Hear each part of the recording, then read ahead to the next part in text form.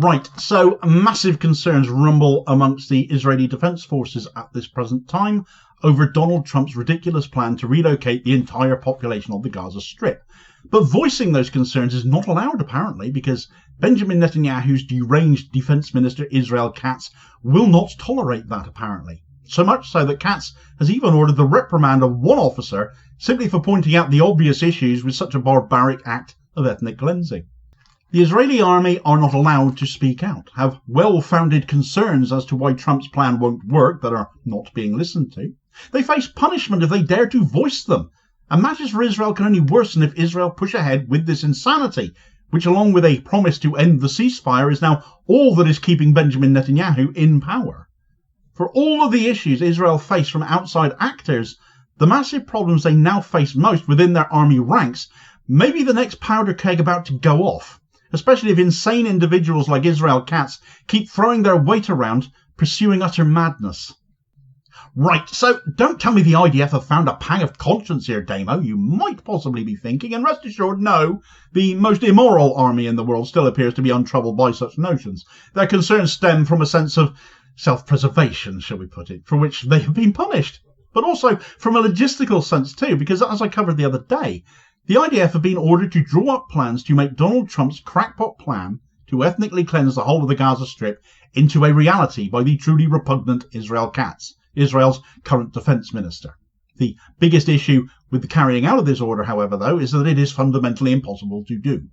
There are two major issues which have not been overcome here, purely from that logistical position. The people of Gaza do not want to leave on one hand, and on the other, there is nowhere to move them to currently, because no other nation will accept them.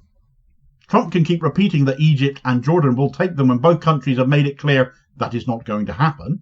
Others, like Katz himself, have said the likes of Spain and Ireland should take them because they'd be hypocrites if they didn't, because they've been demanding Israel cease its genocide when this is the only answer Israel will accept. Netanyahu can suggest Saudi Arabia take them as he's done, but that is a busted flush as well. But ultimately, none of it changes anything. A lot of the Gazan people will not leave. I won't say none would. I'm sure at this point some would, and who could blame them for wanting to get away from what they've actually been living through for the last 15 months. But equally, there is nowhere to send them. So the IDF cannot come up with a plan of action for this other than work out the feasibility of the transportation side of it, of a short or long distance flight or sailing by boat to please Katz. Planning that would still be a complete waste of time, ultimately, though, without knowing what the destination's going to be at the end of the day. You're not allowed to tell Katz that, though. Someone who deigned to inform Katz of the unworkability of Trump's plan has been given short shrift, has had his backside tanned. And this was the head of Israel's military intelligence directorate, Major General Shlomi Binder, a very high-ranking individual. During a military assessment meeting, Binder made the mistake of pointing out that there was certain security risks associated with Trump's plan, i.e. the Arab world would come down on Israel like a ton of bricks if they tried to displace the entire population of Gaza. Katz, well, he went mad. Madder than he already is. He ordered IDF Chief of Staff Herzi Halevi to read Binder the Riot Act for his claims, and all despite Binder apparently having clarified to Katz that he didn't take a position on whether he liked the plan or not, just so that it was his job to point out the very simple fact that ethnically cleansing the entire Gaza Strip of the people whose land it is, of all of the Palestinians there, and handing that land over to Donald Trump as a real estate venture might upset their enemies a bit and see an escalation in conflict. This might perhaps be a little bit of an understatement. This excerpt from the Times of Israel covers what happened next. On Thursday evening, Channel 13 News reported that during a closed military assessment of Trump's plan to move Gazans out of the Strip for it to be rebuilt, an idea overwhelmingly rejected by Palestinians and the Arab world, Binder warned of potential enemy violence, including an escalation in the West Bank, resulting from the discussion of Trump's plan. According to the report, Binder warned specifically about the upcoming holy Muslim month of Ramadan, which tends to be a volatile time of year. The report noted that Binder did not express any sentiment for or against Trump's plan, but rather only warned about the potential violent consequences of the discourse and urged preparations for such a scenario. Katz apparently viewed matters differently. There will be no reality in which IDF officers speak out against US President Trump's important plan regarding Gaza and against the directives of the political echelon, Katz said in a statement. I ordered the IDF to prepare to advance the plan for the voluntary departure of Gaza residents who would be interested in leaving to various parts of the world. And that is exactly what the IDF is required to do and will do, the Defence Minister added, even though the military hasn't been reported to be pushing back against that instruction. Yeah, speak out against Trump's plan if you dare, is Katz's official position, it seems. I don't want to hear it. La la la la la. I'm not listening. You do as you're told. Make it so. I'm your boss. I'm in charge. I will stamp my tiny feet if you don't do as I say. He really is an obnoxiously delusional little man, Israel Katz. And it's not even the first time he's clashed with the IDF already. You see, apart from ordering them to draw up these feasibility plans to commit mass ethnic cleansing, another inquiry into the events of the night of October 7th is currently being conducted by the state comptroller, basically an auditor, if you like, specifically into the Israeli failures of that night that allowed Hamas to do what they did. The IDF, perhaps unsurprisingly, has been very resistant to this investigation. They really don't want people to know what they did that night, or didn't, as the case may be.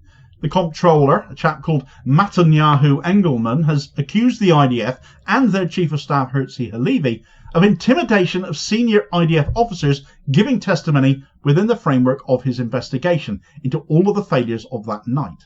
Engelman has made the claims that the IDF had clandestinely recorded interviews with officers and had been briefing them beforehand on how to answer questions, measures he claims were designed to obscure the truth from coming out. Now, Benjamin Netanyahu is denying any such investigation is going on. He's another one putting his fingers in his ears here. He has rejected the existence of the inquiry along with most of his government, but crucially not Israel Katz, who yesterday ordered Halevi to cooperate fully with the comptroller's investigation, putting the relationship between the IDF and Katz under even further strain. But it also puts Katz at odds with Netanyahu, and you have to wonder in which case what Katz's endgame is here. Is it purely beef with the IDF at this point, and Netanyahu's attitude towards the investigation that puts Katz and Netanyahu at odds here? Or is Katz's determination to see Trump's plan enacted, along with the hard right of the government now, that emboldens Katz to possibly clash with his boss? The two issues together seem to indicate that Katz knows where the power is, and it isn't with Netanyahu anymore. But as long as he backs Trump's plan, the likes of Smotrich won't cause him any grief over this investigation. It'll be fascinating to see what this investigation ends up producing, and if it will add more fuel to the fire of Israel, allowing Hamas to seize hostages as a precursor to the genocide that has followed. That's assuming we ever get to see it and this report ever sees the light of day. Certainly it would reflect badly on Netanyahu if so, and his predecessor Yoav Gallant, who has now publicly admitted that the Hannibal Directive was used on that night. IDF soldiers therefore were targeting their own people, the preference being to kill them rather than allow them to be taken hostage by Hamas.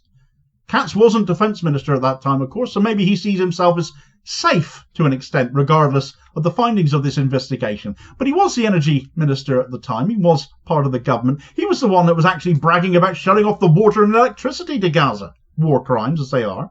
So he was still very much part of the genocide. And if collective responsibility means anything, he will hardly come out of a legitimate investigation looking like an innocent bystander in all of this. Nevertheless, the friction between Katz and the IDF is growing. Katz has also refused to sign off on any promotions to the rank of Major General until the comptroller's report has been completed and has been handed to him. So he gets the report himself, does he? So not likely to see the light of day then, especially if it's scathing of Katz in any way.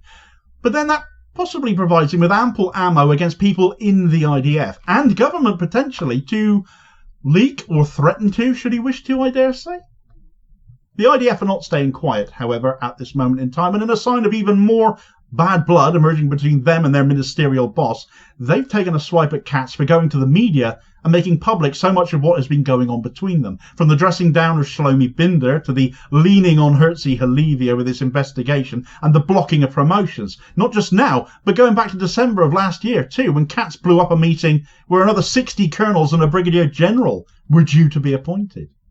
The gist of the IDF warning to Katz is that they are cooperating with the comptroller and that his unnecessary intrusions were a distraction, and that with the current fighting continuing, or set to continue again, it still is continuing very much in southern Lebanon, distractions cost lives. So the inference is that Katz is responsible for fatalities that might be happening now.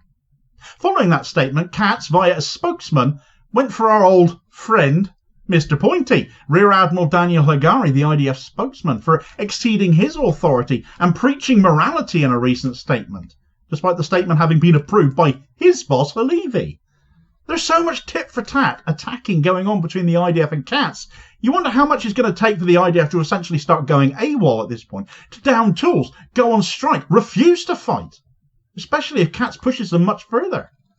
As for that report by the comptroller, will that just be blackmail material that Katz is waiting to get into his grubby mitts, as I mused a moment ago? Won't help matters at all with the IDF, will it? The IDF are not a happy bunch, and whilst few, I realise, will sympathise with them for that, I certainly don't either. Divisions in the Israeli ranks offer hope to others on the receiving end of their atrocity, from Gaza to the West Bank and southern Lebanon still as well. Meanwhile, of course, Katz's predecessor has admitted to what so many of us have known for so long, hasn't he? That Israel were shooting their own people on the night of October 7th, that the Hannibal Directive was given. Therefore, the need for an investigation independent of Israel, comptroller or not, entirely is needed. Absolutely needed now. But where are the calls for that to happen now then? Because I haven't heard any.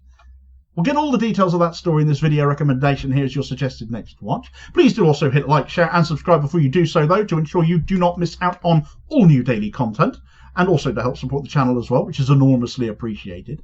And I will hopefully catch you on the next video. Cheers, folks.